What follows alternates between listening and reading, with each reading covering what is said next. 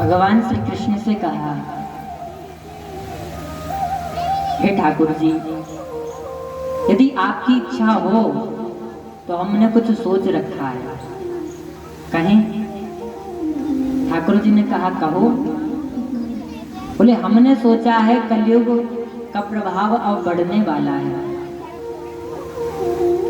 और कोई भी प्राणी कलयुग का तपस्या भक्ति भाव में आगे नहीं रहेगा, तो कुछ ऐसा साधन कलयुग वासियों को दिया जाए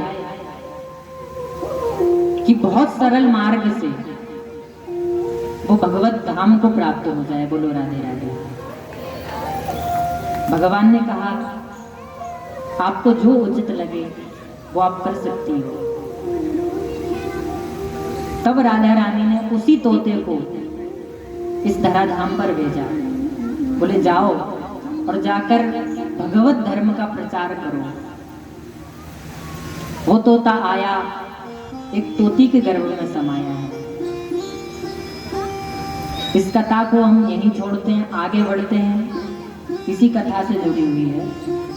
एक समय की बात है, माता पार्वती, यहां से अमर कथा आरंभ हो गई।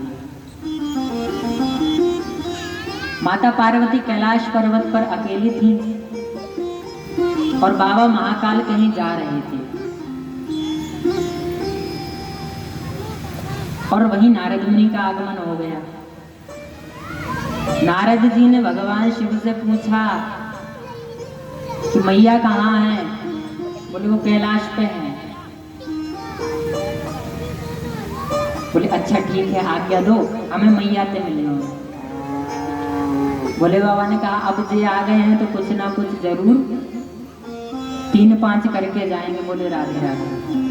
भोले बाबा तो समझ गए, लेकिन भोले बाबा ने कहा, जाओ, अब जो करना है होना होगा तो वो होगा ही। अब माता पार्वती के पास में आए नारद मुनि। बोले, अरे मैया, भोले बाबा कहाँ गए? अब देखिए कितने 3-5 कर रहे हैं, अभी मिल के आए हैं बिल्कुल, और फिर भी पूछ रहे हैं। अच्छा, कुछ लोग होते नहीं है कि यदि कहीं भंडारा हो और पड़ोसी को नहीं बुलाया हो तो लोगों को पता होता है कि पड़ोसी को निमंत्रण नहीं गया है, पड़ोसी बिल्कुल आग बबूला है, तो खाने तो उसके यहाँ जाएंगे जिसके यहाँ निमंत्रण है, लेकिन चप्पल उतारने उसी के घर पे जाएंगे जिसको बेचारे को बुलाया नहीं। बोलो राधे राधे। और जोर से, और जोर से। है कि नहीं सही बात? चप्पल उतारे हुए वही के घर जाएंगे भैया, जाके पास निमंत्रण ना आएगा। तो ये संसार का स्वभाव है। आज नारद मुनि संसारियों की भांति अपना स्वभाव बना करके चंचलता दिखा रहे हैं। बोले, अरे मैया, बाबा कहाँ गए?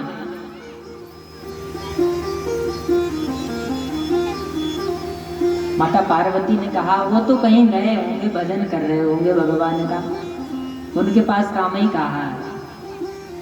बोले, आप भोलेनाथ से कितना प्रेम करती हैं? बोले, ये कोई पूछने वाली बात नहीं। बोले, भोलेनाथ आपसे कितना प्रेम करते हैं?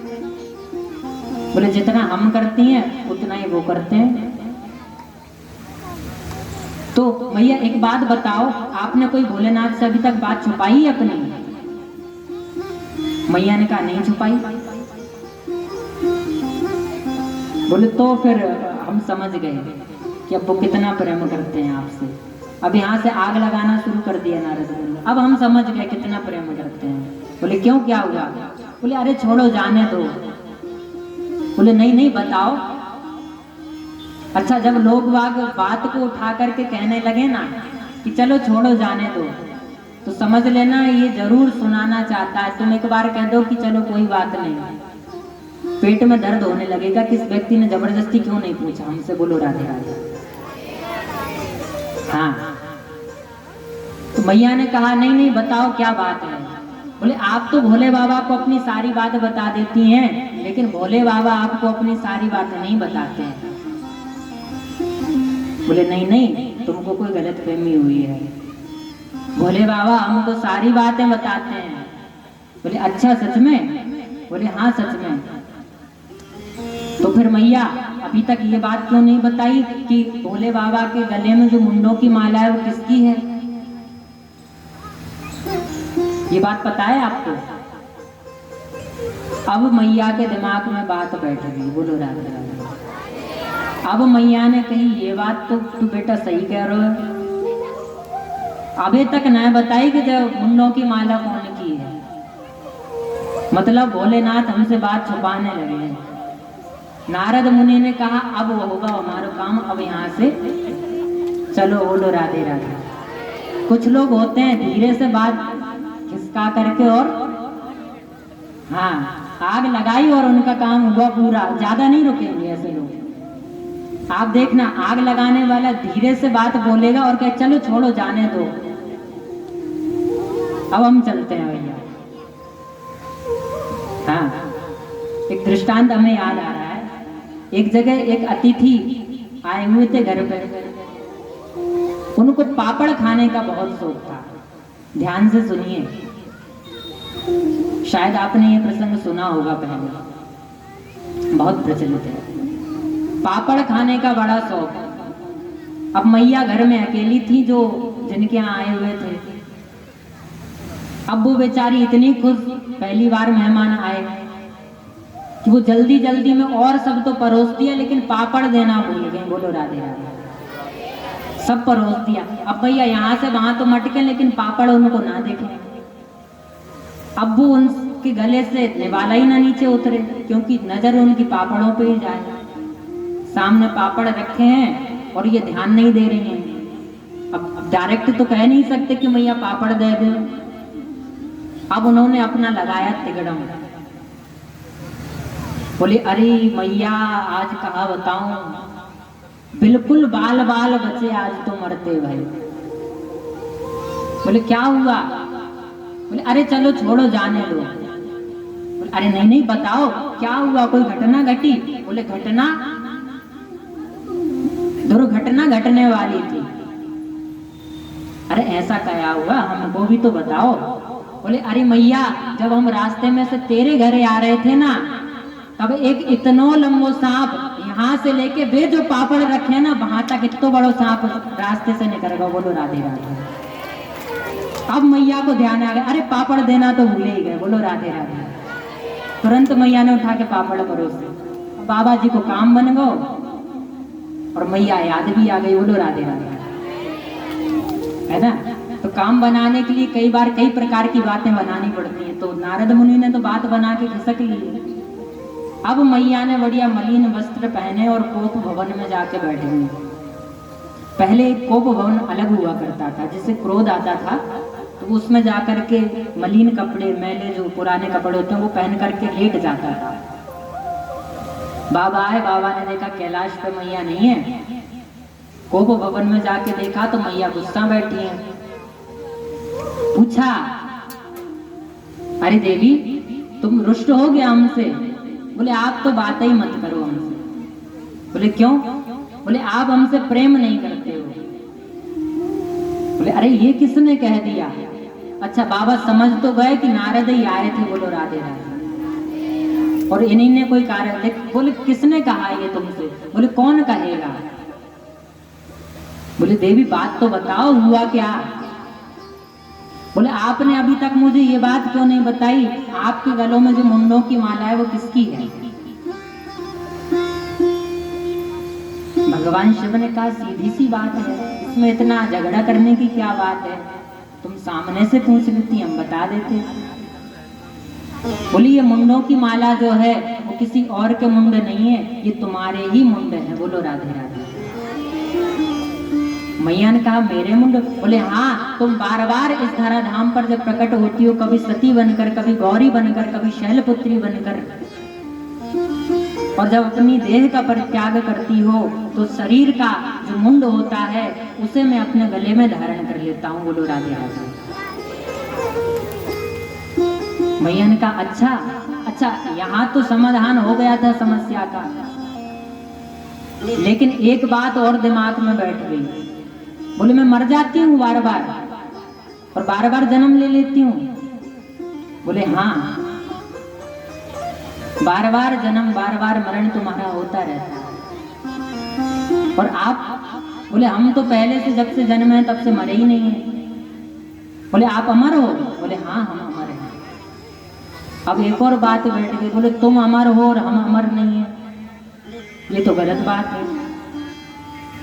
आपके अमर होने का क्या राज है, हमें ये बताओ।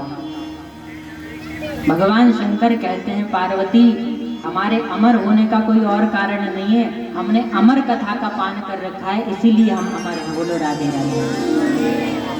बोले इसी अमर कथा के कारण। मैया ने कहा तो हमें भी सुनाओ अमर कथा।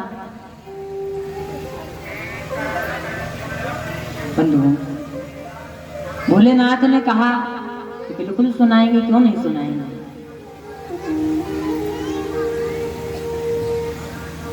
बोले अमर कथा का इतना प्रभाव है कि अमर कर देती है?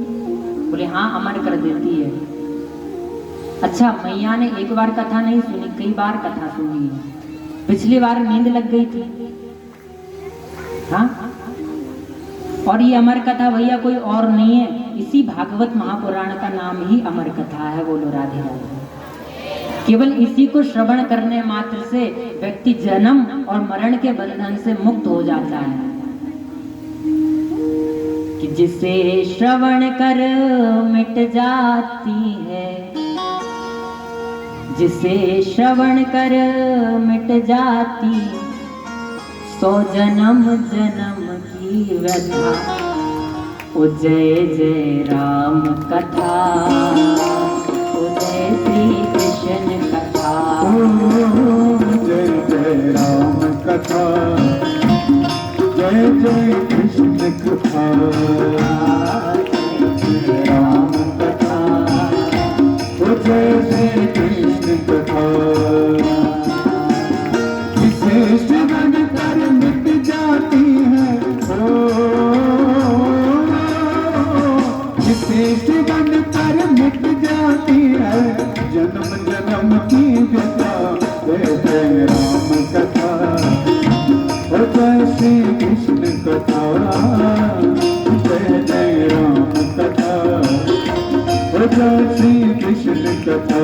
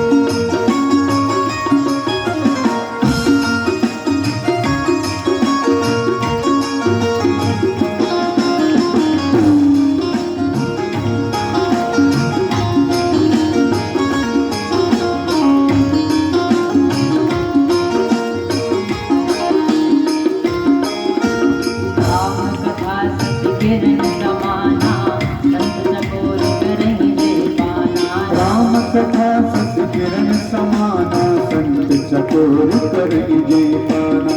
राम कथा सुंदर करतारी, संशय विघ्न उड़ावन हारी। राम कथा कई विकट उतारी, सागर सुन गिरिराज कुमारी। तेरा भी जीवन बन जाए, तेरा भी जीवन बन जाए ऐसी पावन कथा। जय जय राम कथा, जय जय राम कथा, जय श्री कृष्ण कथा। श्रवण कर मिट जाती है, श्रवण कर मिट जाती है जन्म जन्म की व्यथा। जय जय राम कथा, जय श्री कृष्ण कथा। जय जय राम कथा, जय श्री कृष्ण कथा।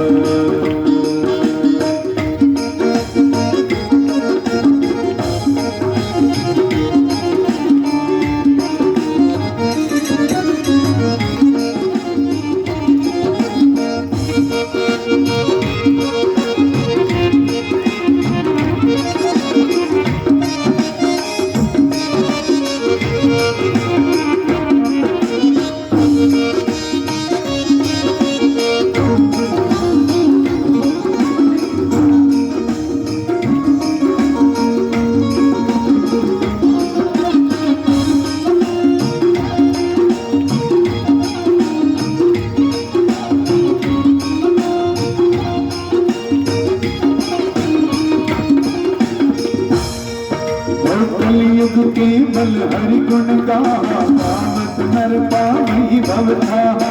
कलयुग जोग न जप न जाना, एक आधार राम गुण गाना।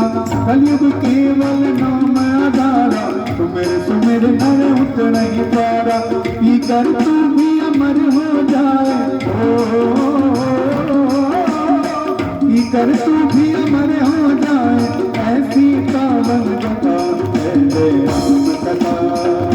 जय श्री कृष्ण कथा, जय जय राम कथा। जय श्री कृष्ण कथा, विशेष बनकर मिट जाती है, विशेष बनकर मिट जाती है, जन्म जन्म की व्यथा है जय राम कथा। जय श्री कृष्ण कथा, जय जय राम कथा। जय श्री कृष्ण कथा, जय जय राम कथा। जय श्री कृष्ण कथा।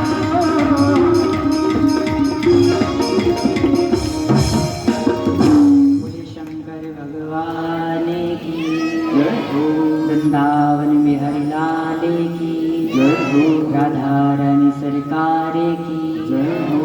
जय जय श्री राम।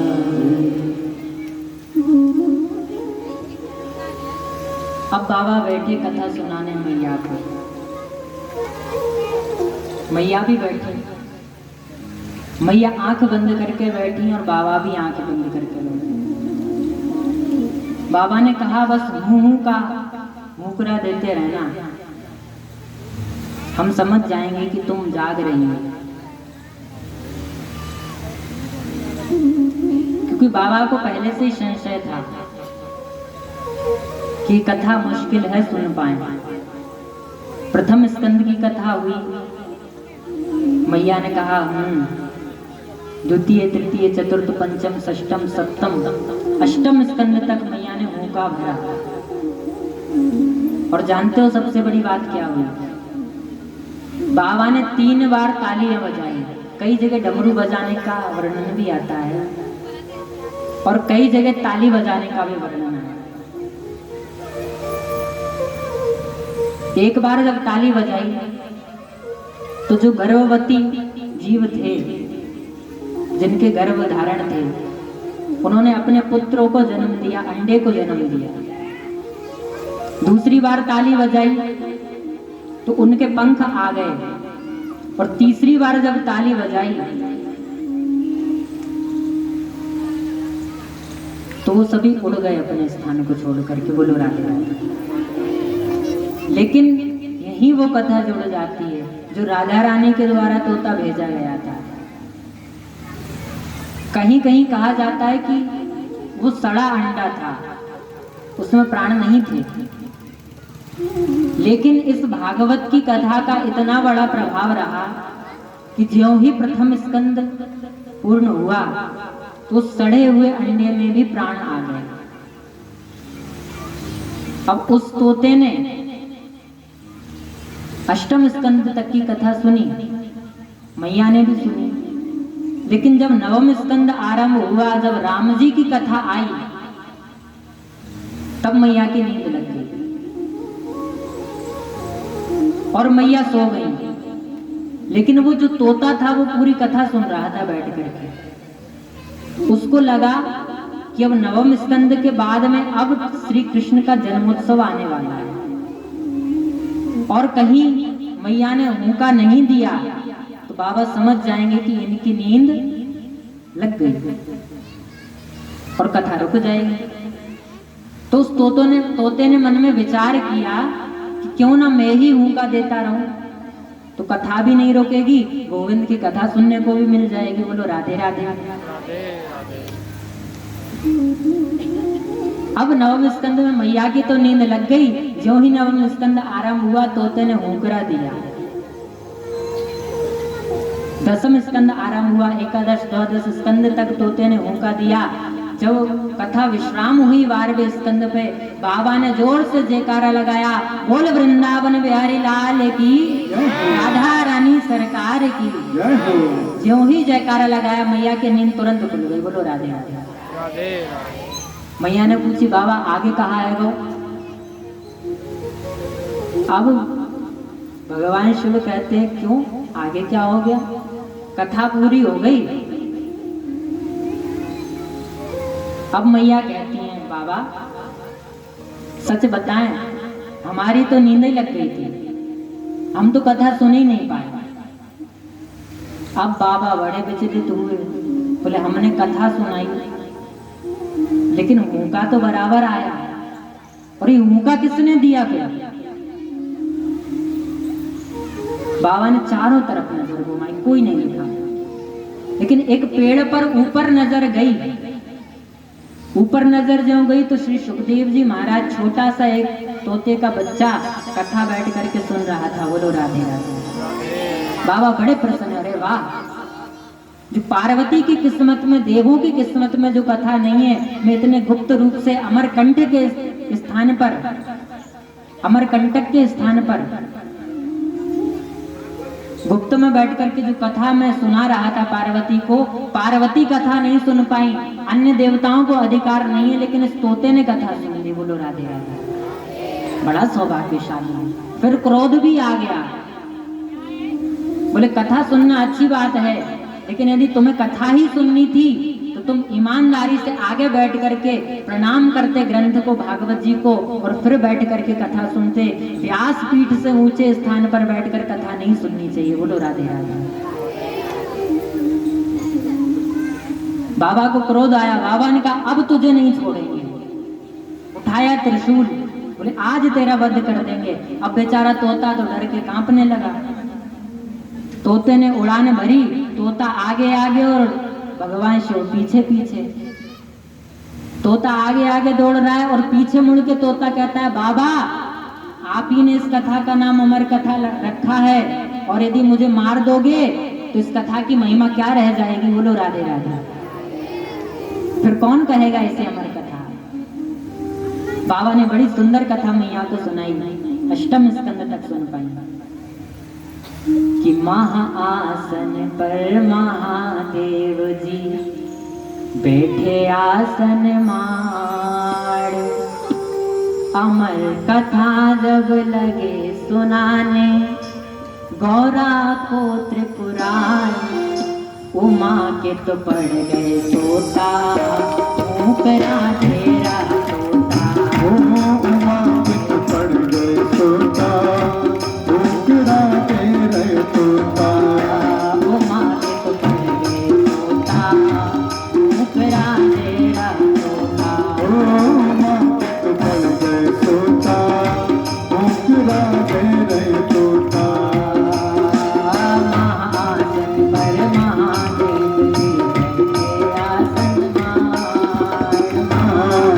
पर महादेव जी बैठे आसन मार, अमर कथा जब लगे सुनाने गौरा को त्रिपुरार, उमा के तो पड़ गए तोता ऊपरा तेरा तोता, उमा के तो पड़ गए तोता ऊपरा तेरे तोता।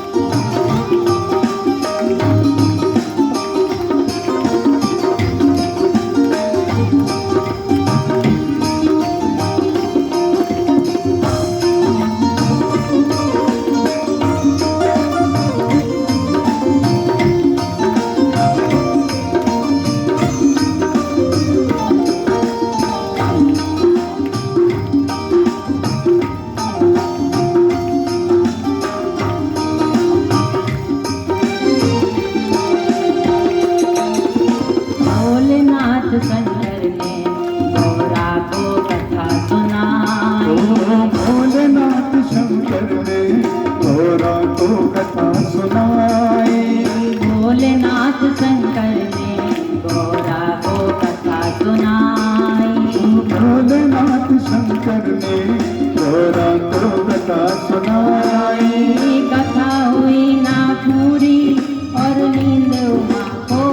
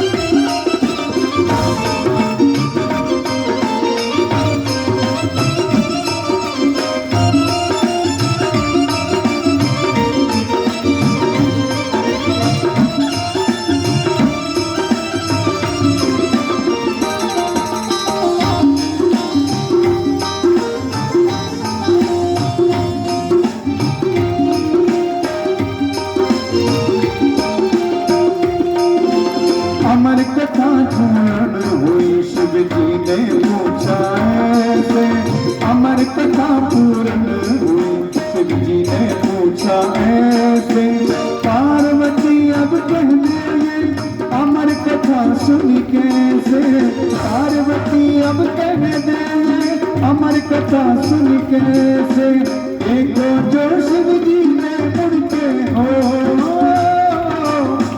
देखा तो शिव जी ने मुड़ के वो तो सो रही नींद में आए नींद में ले रही जोता माँ को पढ़ रहे सोता माँ को पढ़ रहे सोता टुकड़ा देना सोता माँ को पढ़ रहे सोता टुकड़ा दे रहे सोता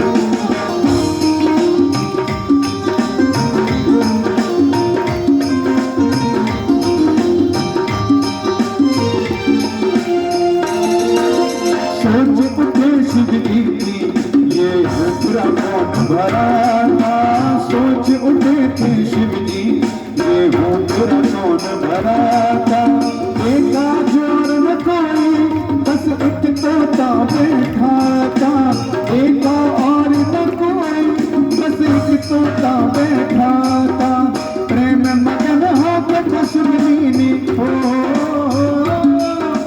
प्रेम मगन होकर कश्मीरी जीवन बनाए जग जग है रे तोता माँ को पढ़ रहे सोता जग जग है रे तोता माँ को पढ़ रहे सोता महासन पर महादेव जी बैठे आसन महासन पर महादेव जी बैठे आसन कथा जब लगे सुनाने गौरा को त्रिपुरार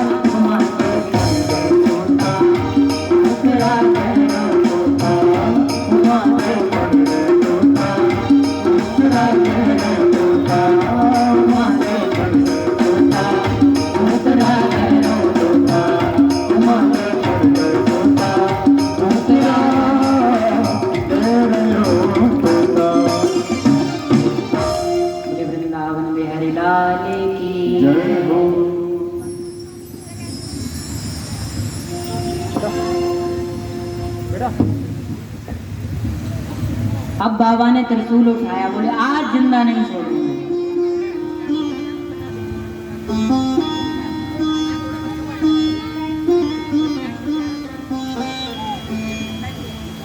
तोता भागा जा रहा है बोले ये तो स्वयं महाकाल है यदि इन्होंने सोच लिया है कि अब जिंदा नहीं बचेंगे। भागा भागा वेदव्यास जी के आश्रम में पहुंचा और वेदव्यास जी की पत्नी विटिका देवी जमाही ले रही थी मुंह खोल करके। देखिए जब जमाही ली जाती है तो मुंह पर कुछ रख लेना चाहिए, या हाथ रख लो या कोई कपड़ा रख लो, क्योंकि कई बार ना मक्खियां भी घुस जाती हैं और चीज की तो बाद में अला वला तो छोड़ो। हाँ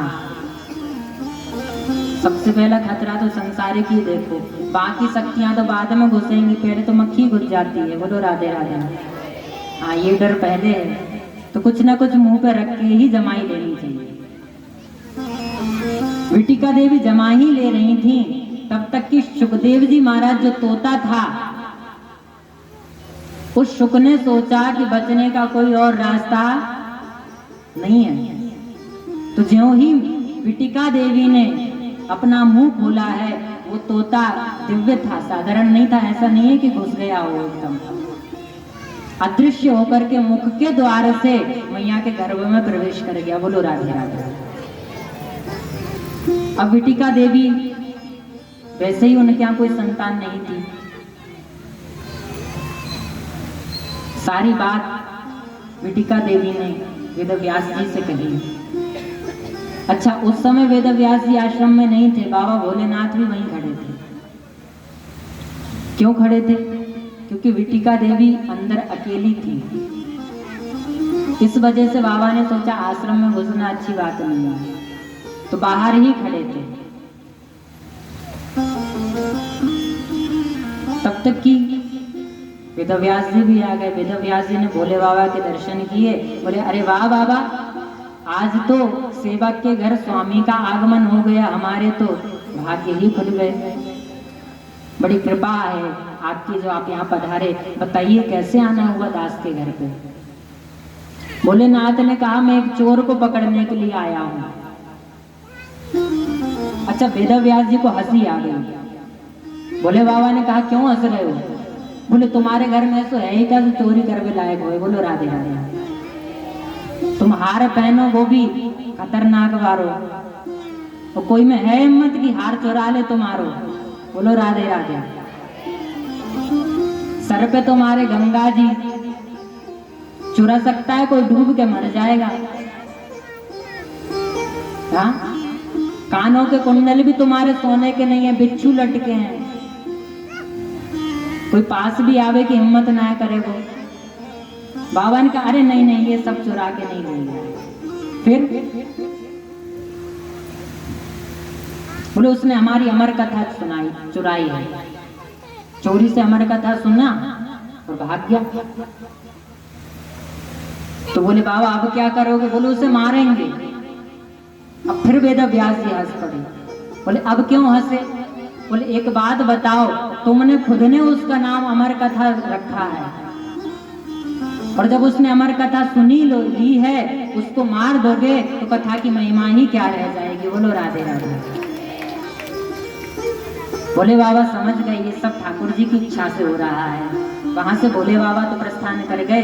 वेदव्यास जी ने ध्यान लगा करके देखा तो तोता चुपचाप से गर्भ में आनंद में भगवान का भजन कर रहा है। और वो तोता साधारण नहीं, अमर कथा जिसने सुनी हो वो साधारण ज्ञानी तो होगा नहीं। जब वेदव्यास जी अपने शिष्यों को कथा पढ़ाते और कोई हलंत या कोई श्लोक छूट जाता, तब श्री सुखदेव जी महाराज गर्भ से ही आवाज लगा देते, पिताजी गलत हो गया, ये श्लोक ऐसा नहीं ऐसा है, पिताजी ये श्लोक ऐसा है। इसके बाद में पिताजी ये प्रसंग आएगा। वेदव्यास जी बड़े प्रसन्न होते, बोले अरे वाह, मेरा पुत्र इतना बड़ा ज्ञानी है कि गर्भ से ही उपदेश कर रहा है, जब वो जन्म लेगा तो कितना बड़ा ज्ञानी होगा। बोलो राधे राधे।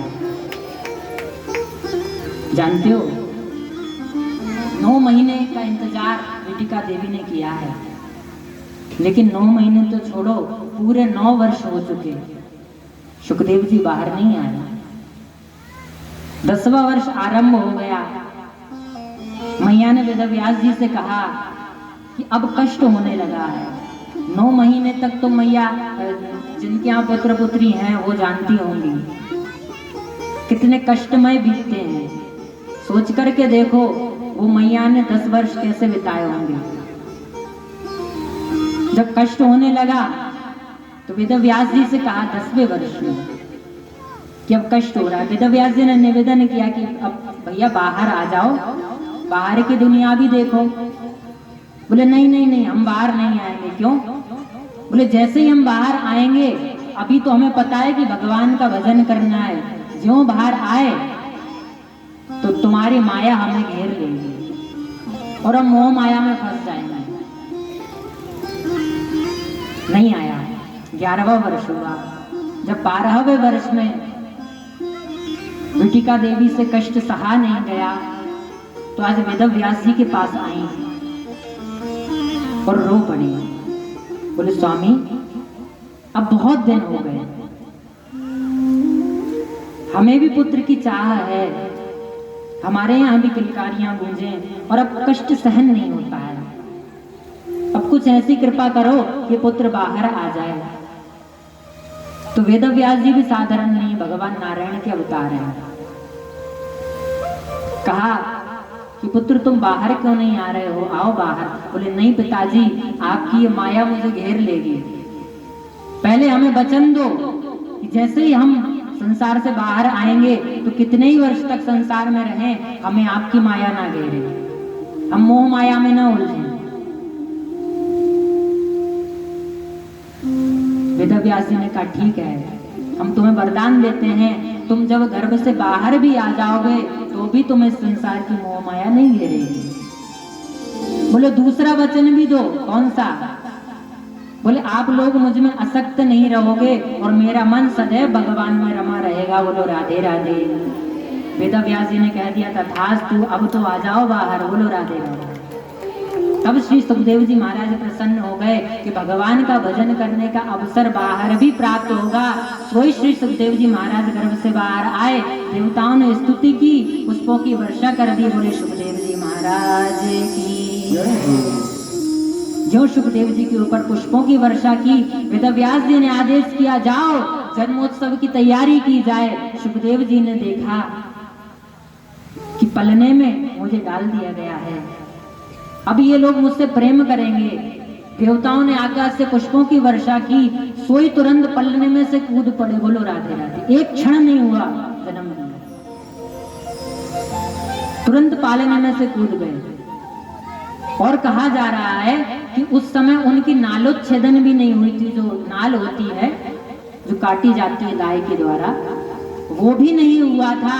उस नाल को अपने कंधे पर डाला है और कंधे पर डाल करके बड़ी जोर से भागे हैं वन की ओर। बोलो राधे राधे। बंधुओं, ज्यों ही वन की ओर भागे, विटिका देवी ने देखा कि मेरा पुत्र चला गया, मुझे छोड़कर रो पड़ी।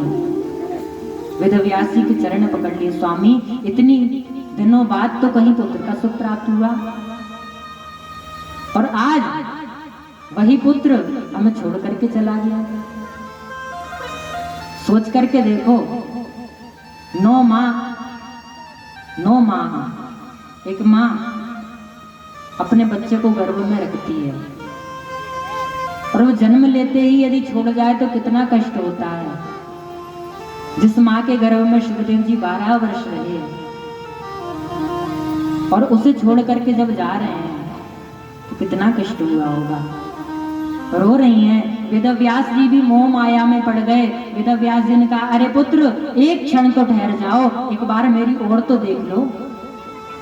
मैंने अभी तुम्हारी सूरत नहीं देखी है, मैं कम से कम एक बार देख तो लूं कि मेरा जो पुत्र 12 वर्ष बाद बाहर आया है, उसकी सूरत कैसी है, उसका मुख कैसा है, उसका तेज कैसा है। लेकिन धन्य है वो सुखदेव। श्री सूत जी महाराज कहते हैं, यम प्रव्रजन्त मनुपेत मपेत कृत्यम द्वैपायनो विरह कातरया जुहाव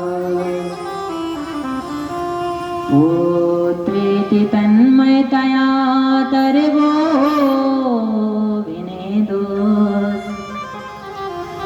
तम सर्वभूत हृदयं मुनिमानतोस्मि। सूत जी कहते हैं, मैं उन भागते हुए श्री सुखदेव जी की स्तुति कर रहा हूँ, मैं उन भागते हुए श्री परम भक्त श्री सुखदेव मुनि की स्तुति कर रहा हूँ, वंदना कर रहा हूँ, उनका स्मरण, उनका ध्यान कर रहा हूँ, जिनका जन्म होते हुए क्षण भर भी नहीं हुआ। धन्य है वो श्री सुखदेव जी महाराज, जिन्होंने अपने माता पिता की ओर पल भर भी मुड़ करके नहीं देखा। बोलो राधे राधे। एक क्षण मुड़ करके नहीं देखा, ना ही माँ की सूरत देखी, ना ही पिता की देखी, और ना ही माँ को देखने दी, और ना ही पिता को देखने दी। बोलो राधे राधे। और जोर से। वेदव्यास जी पीछे पीछे भाग रहे हैं। अरे पुत्र रुको, एक बार अपना चेहरा दिखाते जाओ, मुझे दुख नहीं होगा। रो रहे हैं, बिलख रहे हैं। और जानते हो, कुछ समय तक तो सुखदेव जी दिखाई पड़े, लेकिन कुछ समय बाद कहाँ लुप्त हो गए, कोई नहीं जानता। जब वेदव्यास जी को नहीं दिखे सुखदेव जी कि मेरा पुत्र नहीं दिख रहा है, तब रो रो कर बहुत बुरी हालत हो गई। अब वो वृक्षों से पूछने लगे, हे वृक्ष, क्या तुमने मेरे पुत्रों को देखा है? हे धरती, हे पृथ्वी, तुमने मेरे पुत्र को देखा है? ठीक वेदव्यास जी की हालत ऐसी है आज जैसी भगवान श्री राघवेंद्र सरकार की थी, जब माता सीता का हरण हुआ था। राम जी भी बिलख रहे थे और पूछ रहे थे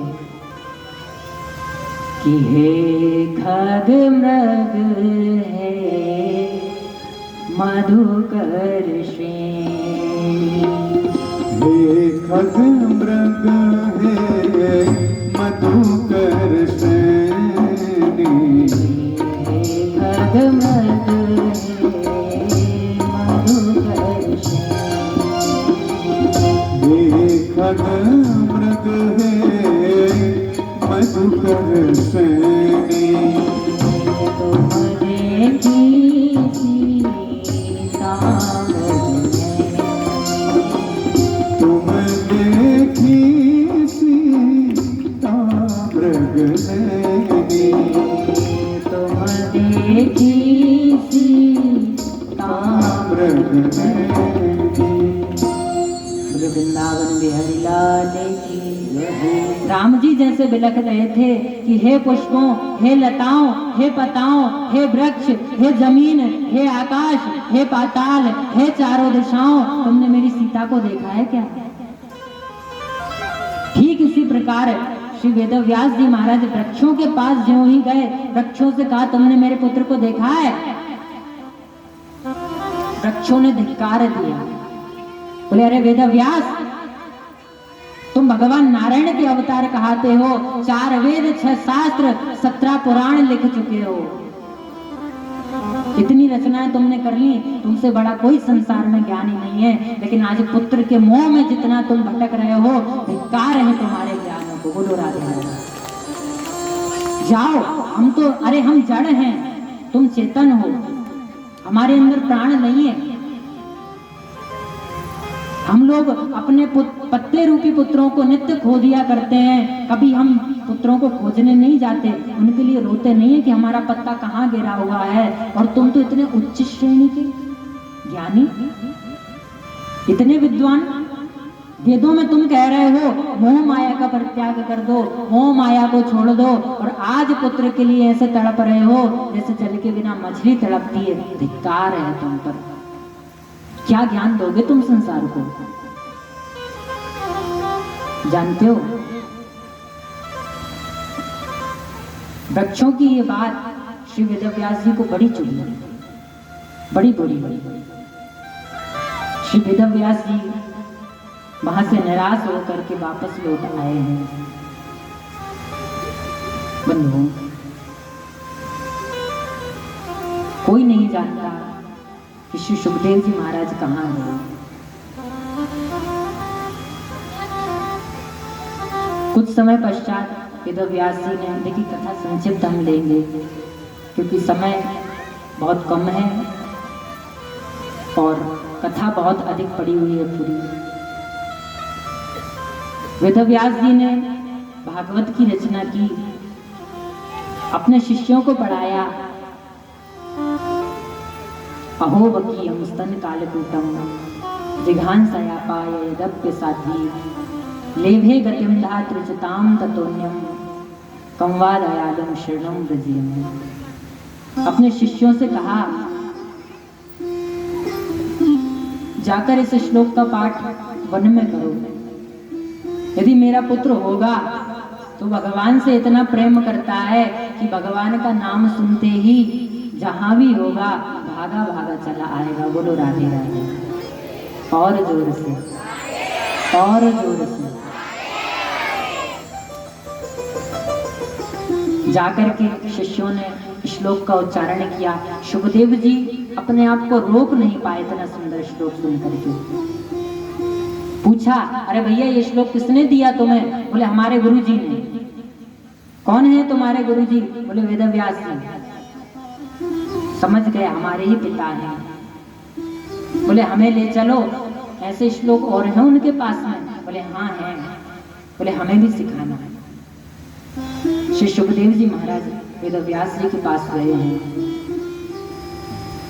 जानते हो,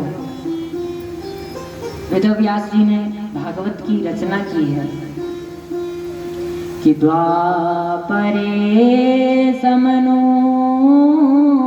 प्राप्ते तृतीये युग पर्यये जातः पराशराद्योगी वासव्यां कलया। कहा कि और कब की? बोले द्वापरे समनु प्राप्ति तृतीय युग पर। जो तीसरा युग है वो द्वापर युग है। द्वापर युग के अंत में और जहाँ कलयुग आरंभ हो रहा था वहां उस समय सरस्वती नदी के किनारे पर बैठ करके श्री वेदव्यास जी उदास हो रहे थे, निराश हो रहे थे। वहीं श्री नारद मुनि पधारते हैं, पूछते हैं, अरे वेदव्यास जी आप तो इतने बड़े ज्ञानी हो, मन में खिन्नता क्यों आपको? वेदव्यास जी कहते हैं, नारद जी मैं क्या करूं, मैंने 4 वेद लिखे, 6 शास्त्र लिखे, 17 पुराण लिख दिए, लेकिन मेरे मन को संतुष्टि और शांति नहीं मिल रही है। मन बड़ा अशांत है, मन बड़ा व्यथित है, विचलित है। मुझे ऐसा लग रहा है कुछ छूट गया है। तब नारद मुनि कहते हैं, वेदव्यास जी आपने सब ग्रंथ लिखे, सब पुराण लिखे, सब उपाख्यान लिखे, लेकिन आपने श्री कृष्ण की कथा श्रीमद् भागवत महापुराण नहीं लिखी। बोलो राधे राधे। इसलिए आपका मन इतना व्यथित है। हाँ, इसीलिए इतना व्यथित है। आप ऐसा करो, मैं भागवत के 4 श्लोक आपको दे देता हूँ। ये 4 श्लोक भगवान नारायण ने ब्रह्मा जी को दिए थे, ब्रह्मा जी ने नारद जी को दिए और नारद जी ने आकर के वेदव्यास जी को दिए हैं। केवल 4 श्लोकों का श्रवण मात्र कर लेने से पूरी कथा का लाभ प्राप्त हो जाता है। क्यों? क्योंकि सर्वप्रथम भागवत की उत्पत्ति इन 4 श्लोकों से ही हुई है। 18,000 तो बाद में हुए हैं। सबसे पहले 4 श्लोकों की उत्पत्ति हुई। कौन से श्लोक? बड़े प्रेम से श्रवण करें। इनको सुनने मात्र से ही पूरी कथा का लाभ प्राप्त हो जाता है। अहमेवा समेवाग्रे नान्यद् सत्परम् पश्चादहं यदेतच्च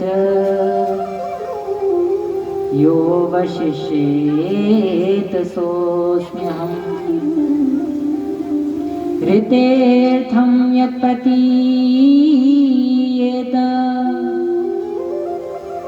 ना प्रतीयेत चात्मनि तद्विद्यादात्मनो माया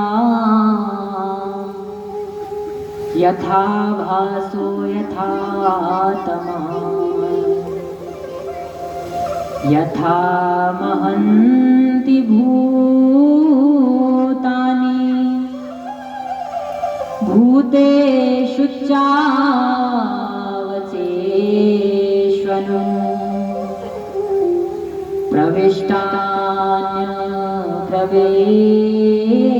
प्रविष्टान्यप्रविष्टानि तथा तेषु न तेष्वहम्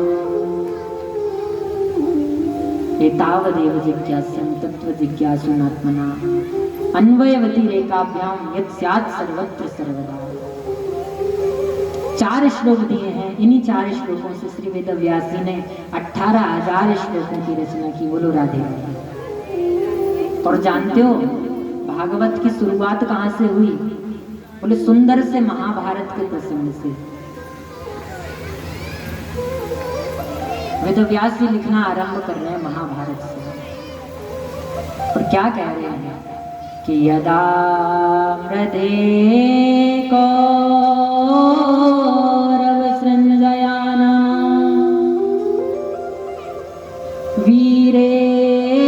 वीरेष्वथो वीरगतिं गतेषु ब्रकोदरावीत गदा विमर्श भगनोरुदण्डे धृतराष्ट्रपुत्रे। महाभारत का युद्ध जहां विश्राम होता है वहां से भागवत की कथा आरंभ होती है। क्या कह रहे हैं वेदव्यास जी? बोले महाभारत का युद्ध हुआ है, सभी कौरव मारे गए, लेकिन दुर्योधन अधमरा पड़ा है कुरुक्षेत्र की भूमि पर। सभी मारे गए, केवल दुर्योधन अकेला पड़ा है मरा। जंघाओं को तोड़ दिया है गुरु ने। जानते हो, महाभारत का युद्ध भगवान ने केवल इसलिए करवाया, भगवान ने तो बहुत प्रयास किया कि भैया ये युद्ध ना हो, बहुत टालने का प्रयास किया, लेकिन कौरव नहीं माने। बोले बिना युद्ध के हम सुई की नोक बराबर भी भूमि नहीं देंगे किसी को।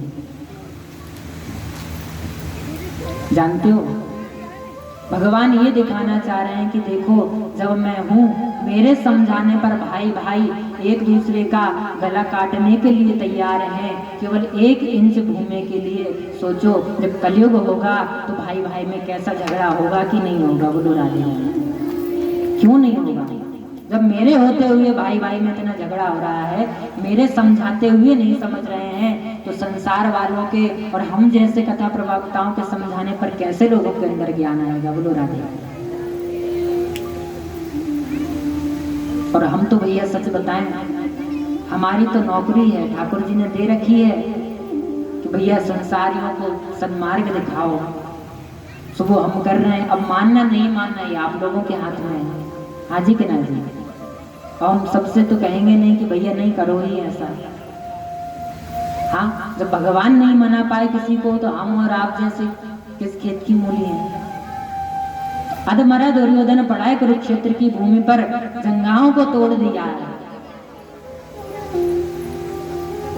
वहीं दुर्योधन का मित्र अश्वत्थामा आया।